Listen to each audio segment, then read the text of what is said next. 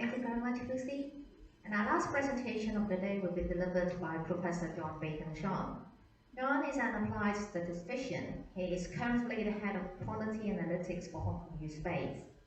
Prior to his current role, John was the Dean of Faculty of Social Sciences and the Director of Social Sciences Research Center in the University of Hong Kong, including 3 years on secondment to the Hong Kong government, assisting with the drafting of the Chief Executive's annual policy address, writing policy documents on healthcare, migration, population growth, education, and technology.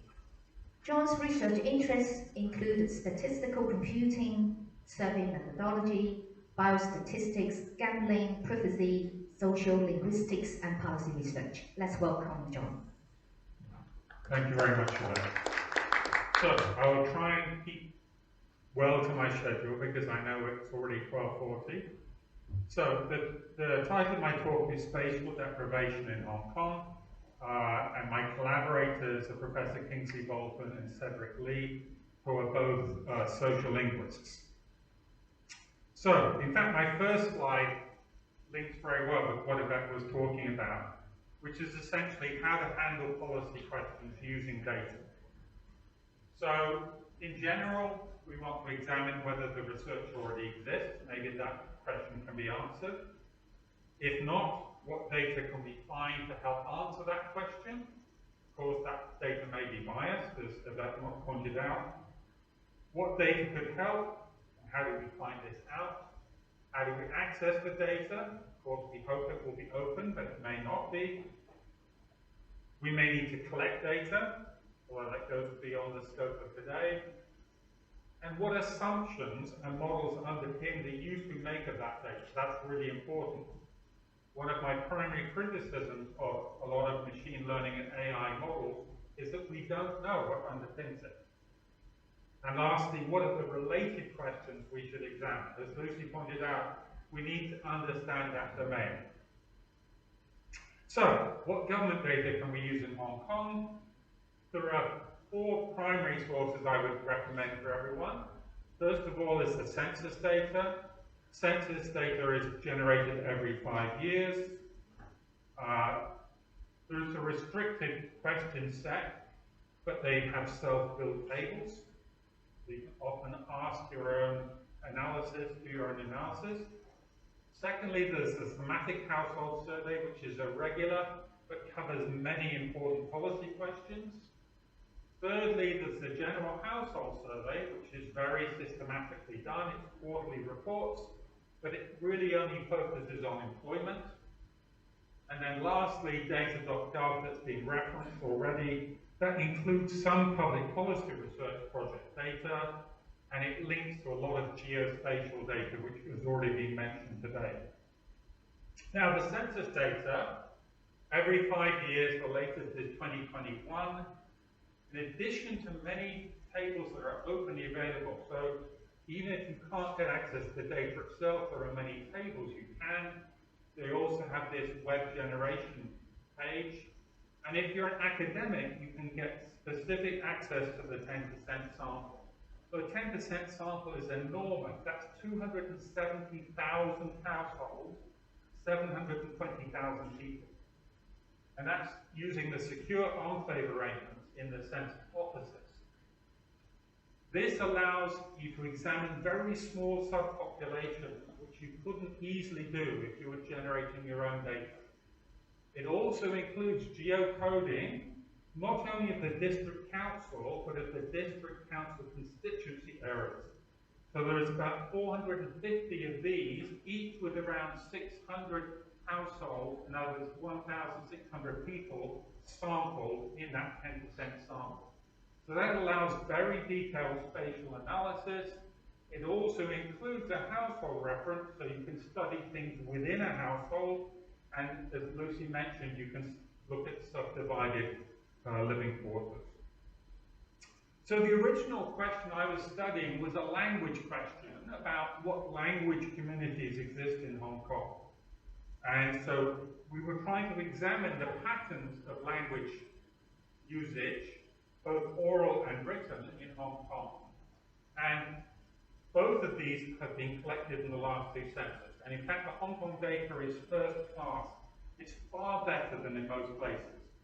So there's a big study in New York where they studied multilingualism, but their problem was that basically, even though the languages that people speak in New York are probably much more diverse than Hong Kong, the government basically summarized almost none of it in the data set. So it's very limited what you can get. We have got lots of languages, more than 30. What are the related questions? What are the oral or written languages people can use? What's the work, home, or social context? Well, it turns out that in the census we don't know, but the thematic household survey specifically looks at work, the language used at work, which is really important to understand policy questions. The primary focus in Hong Kong is usually Cantonese 2.1 English oral or Chinese and English written. But actually the other languages and dialects are really very important for community and for neighborhoods. Of course, you would like to know level of competence. We don't know that from the census, but again, the thematic household does have a competence question. And of course, geographical patterns. Now, that had never been examined before our work. Although the government had collected it, there was no geographical data before. Now, if this is an example using open data, the census data to generate the proportions of people who can speak these languages, electoral commission using lands department to get the boundaries. Now this is the district level data for Cantonese, which is not interesting, frankly. You can see the color is almost the same everywhere, but if you look at the legend, it goes from about 50% to nearly 100%. Meaning there are some parts of Hong Kong where only about half the people can speak Cantonese, but there are others where it's almost all. So generally, it's not very interesting. So we need to look at the lower level. So I'm just going to illustrate this with two maps. This is within Yau Chin Mong district. This is showing you Nepalese, right? People who can speak Nepalese. And you can see this area here. In that area is over 30% of the people in that particular constituency can speak Nepalese. And that's basically Temple. Right? So you all know where Temple Street is. So just to show you though, it's not only that, let's look at Hindi. And in fact, if you look at Tsim Sha Tsui Central, this is the highest proportion of people who can speak Hindi, over 10%. Right, so again, we've got these very specific communities in these very small areas. So these are just an example. But there are many other interesting things to be found. So this led on to a key question, which was how to identify deprived groups.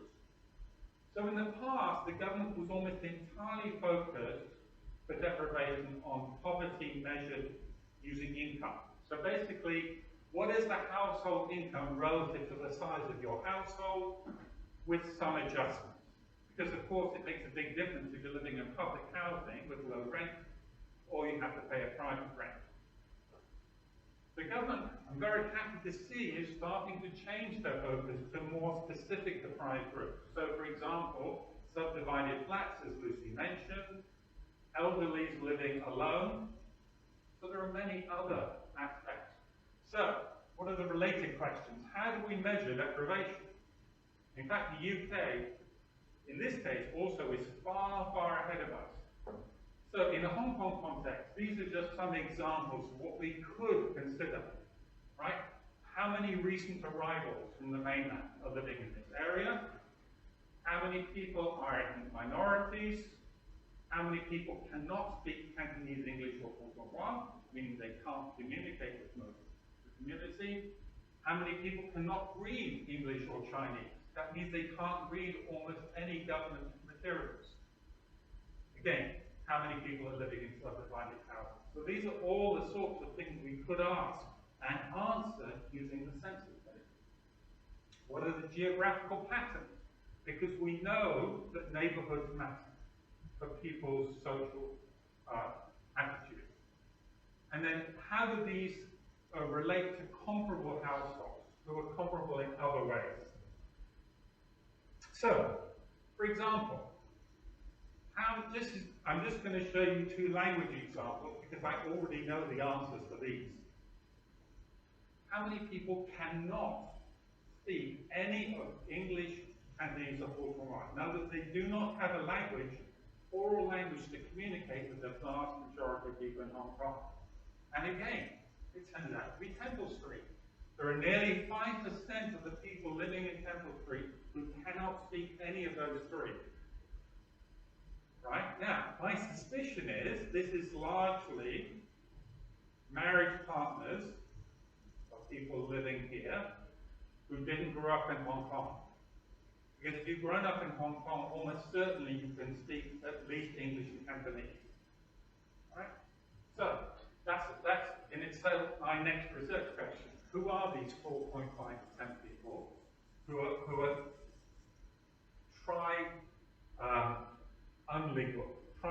it's not literacy here, right? This is oral, but trilingually incapable, if you can put it that way. This is another fascinating one. I was interested in who cannot read English or Chinese. So, if you can recognize, this is Southern District, that's Apley Chow, and this is Apley Chow Estate on Apley Chow. This says 22% of the people in this constituency cannot read either English or Chinese. Now, if you know the history of Hong Kong, this is where people who were originally boat people living in Aberdeen Harbour got resettled. So this is almost certainly elderly people who were not properly educated. Right? You think that this is quite shocking. There are people who are illiterate in both languages.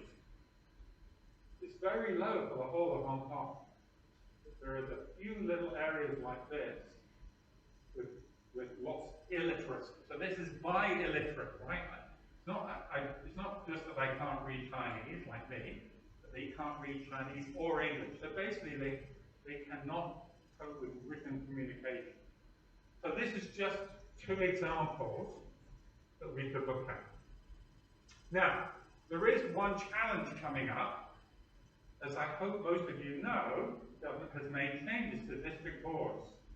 Unfortunately, that has consequences for the next census data. Why? Because instead of 450 constituency areas, we're going to only have 20. Sorry, is it 20 or 40? I can't remember. Anyway, it's a small number. It's a much smaller number. Now, fortunately, census has now introduced something called a large subunit group.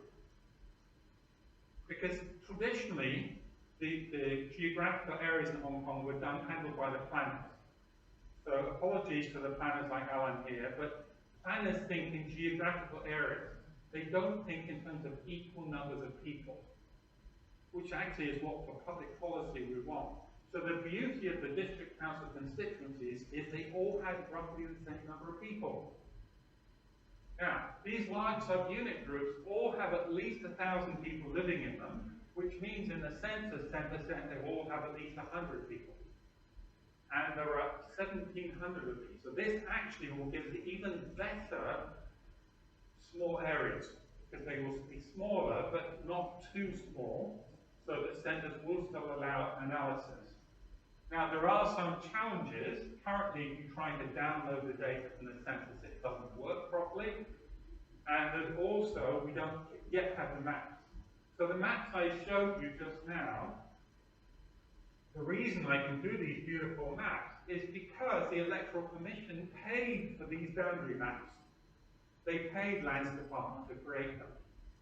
And originally, Lands Department wanted to charge me for these boundary maps.